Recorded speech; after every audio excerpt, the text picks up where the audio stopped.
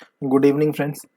आज था आज है बृहस्पतिवार। आज सेंसेक्स की एक्सपायरी थी, तो आज हम मार्केट में ट्रेडिंग जर्नल के इस वीडियो में देख लेते हैं, जान लेते हैं कि क्या हुआ था। ठीक है, देखो जो कल का चार्ट था, ये कल का चार्ट है। ठीक है, और ये बैंक निफ्टी में, दोनों में क्या डिफरेंस है। पहले मार्केट ऊपर गया, बायर आए, बायर को निकाला, फिर बायर आए, फिर निकाला, फिर बायर आए, फिर निकाला, और कुछ ज़्यादा ही नीचे चला गया। अगर ये यहाँ तक भी रुकता, ठीक है, और ये सेंसेक्स यहाँ तक, सेंसेक्स तो फिर भी सही था, बैंक निफ्टी को देखो ज़्यादा ही नीचे चला गया। ठीक है, बहुत ज़्यादा नीचे चला गया। सेंसेक्स फिर भी सही था, लेकिन सेंसेक्स यहाँ तक रुकता तो ये रहता कि फिर उसके बाद ये कंटिन्यूएशन में ऊपर जाता मार्केट। ठीक है, अब कंफ्यूजन देखो क्या होता है। हमने क्या सोचा था, हमारे पास, हमने कहा था कि अगर मार्केट गैप अप खुलेगा तो ये पास में एक लेवल है, इसका ब्रेकआउट कर सकता है, देन मार्केट बाद में नीचे आ सकता है। ठीक है, यही था, बट ऐसा हुआ नहीं। क्यों? अब मार्केट यहाँ पे कोई पुट की बनाएगा तो कैसे बनाएगा? ठीक है, इतना आसान नहीं है। अब ये मार्केट नीचे क्यों चला गया, ऊपर क्यों नहीं गया? जाना इसको एक बार ऊपर था, फिर नीचे आना था, जनरली ऐसे ही होता है। अब यहाँ पे देखो दूसरा चार्ट कैसे इन्फ्लुएंस करता है। सेम ये भी खुला, अब ये ऊपर जाने लगा था, समझ रहे हो। अब एक, अगर मैंने क्या कहा, जो पिछली पोजीशन बनी है उस पर डिपेंड करता है, और जो करंट चार्ट बन रहा है।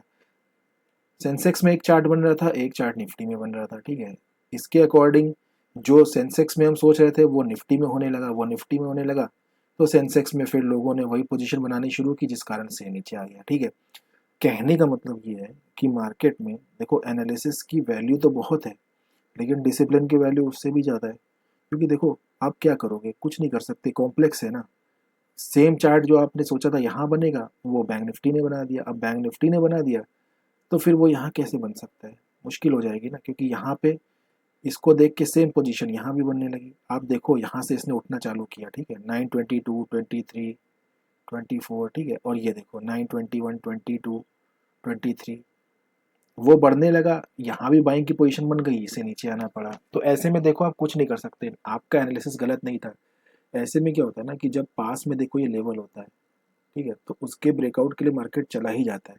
हम ये नहीं कहेंगे कि वहां जाने के बाद ब्रेकआउट करने जब वो नीचे आएगा तब, नहीं, हम पहले ही कहेंगे कि ये ब्रेकआउट, क्योंकि ब्रेकआउट के बाद अच्छे खासे पॉइंट ऊपर जाता है, देन उसके बाद नीचे आता है। लेकिन ये बैंक निफ्टी की वजह से नीचे आ गया पहले। ठीक है, तो इसमें अगर हमने ये वाली पोजीशन बनाई तो हमको हुआ लॉस। ठीक है, तो कोई बड़ी बात नहीं, मार्केट में लॉस हो जाता है। अभी क्योंकि चार्ट बन गया है तो चलो इसको समझ लेते हैं कि अगर किस तरह की पोजीशन यहाँ पे हमने सोची थी। भाई देखो कल का चार्ट और आज का चार्ट जो बना वो हम कैसे सोच रहे थे। कल के चार्ट पे देखो, यहाँ से मार्केट ने ऊपर जाना शुरू किया, बायर आए निकाल दिया, फिर ऊपर गया, बायर आए, फिर ऊपर गया, निकाल दिया, बायर निकाला बायर को, फिर ऊपर गया, फिर नीचे आ गया, यहाँ पे लगभग बायर को निकाल दिया। ठीक है, लेकिन अब तुम एक चीज और देखो, इसने इस लेवल का ही ब्रेक डाउन कर दिया। ये कुछ समझ रहे हो, इसने कुछ इस लेवल का देखो ब्रेक डाउन कर रखा है। तो यहाँ पे एक तरह से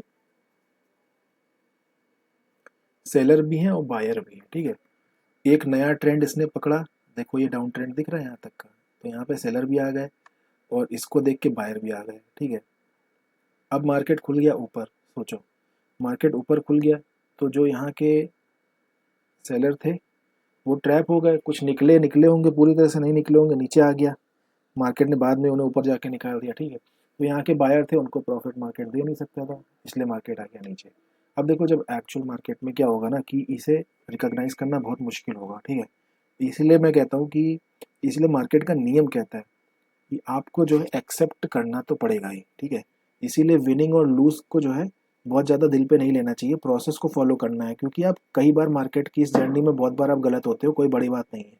और तो और अच्छे अच्छे ट्रेडर भी गलत होते हैं, बस वो मैनेज कर ले जाते हैं, और हम छोटे ट्रेडर मैनेज नहीं कर पाते। हमको इसी चीज़ पे ध्यान देना होगा, हमको मैनेज करना है। ठीक है, तो ये चार्ट थोड़ा सा कॉम्प्लेक्स रहा आज का, कोई बात नहीं, जिसने प्रॉफिट बनाया उसको भी बहुत बढ़िया है, और जिसने लॉस किया उसको भी बहुत बढ़िया। अब ये जो चार्ट बना इसमें क्या है, देखो पूरी तरह से देखो, यहाँ पे जब इसने पूरी तरह से यहाँ पे बायर निकाल दिए, कोई बचा नहीं। ठीक है, यहाँ से नीचे आया, फिर नीचे ट्रेंड पकड़ रहा था, फिर ऊपर चला गया। ठीक है, तो यहाँ पे कोई ना कोई सेलर था, इसने अब सेलर्स को निकाल दिया, यहाँ के सेलर को निकाल दिया, और जिस पोजीशन में है ठीक है, जिस पोजीशन में अगेन यहाँ पे अब क्या है, क्या है, यहाँ पे अगेन बायर आ गए। ठीक है, जिस तरीके से ऊपर सस्टेन कर गया है और नीचे गया है, अभी मेरे हिसाब से यहाँ पे कोई पास में कोई लेवल नहीं है। देख रहे हो, ये एक लेवल है यहाँ पे आपको दिख रहा है, ठीक है, लेकिन यहाँ का जो है सेलर यहाँ का ऐसे लगाएगा नहीं जल्दी, क्योंकि देखो मार्केट यहाँ से ऊपर गया, यहाँ से ऊपर गया, यहाँ जाके सस्टेन कर गया, तो इस लेवल का और इस लेवल पे ऐसे लगा रखा है। ये बात सही है कि यहाँ पे मार्केट में कोई अच्छे लेवल का बायर है, ठीक है, और ये भी दिख रहा है कि मार्केट अपसाइड जाके हल्का सा डाउन आया है, ठीक है, ऊपर जाने की प्रोबेबिलिटी हाई है डेफिनेटली। लेकिन कल चार्ट कैसा बन सकता है, कल थोड़ा सा गैप डाउन खुल सकता है। अगर मार्केट गैप डाउन खुलेगा तो यहाँ के जो कौन है जो बायर है वो ऑलमोस्ट रिटेलर निकल गए होंगे, तब मार्केट ऊपर जा सकता है, अगेन इसका ब्रेकआउट कर सकता है। अगर गैप डाउन हुआ तो बाइंग होगी। अगर गैप अप होता है मार्केट में, मान लो इस लेवल पे खुल जाता है, तो मार्केट शायद थोड़ा बहुत आपको नेगेटिव दिखाए, क्योंकि यहाँ पे इस समय बायर, यहाँ के बायर सेफ हो जाएंगे, यहाँ पे कोई बायर शायद नहीं आए होंगे, ठीक है, चार्ट को देख के ऐसे लग रहा है। तो अगर गैप अप मार्केट खुलता है, थोड़ा बहुत नीचे जाएगा, फिर मार्केट ऊपर अपसाइड ही आएगा, क्योंकि यहाँ पे सेलर आ जाएंगे।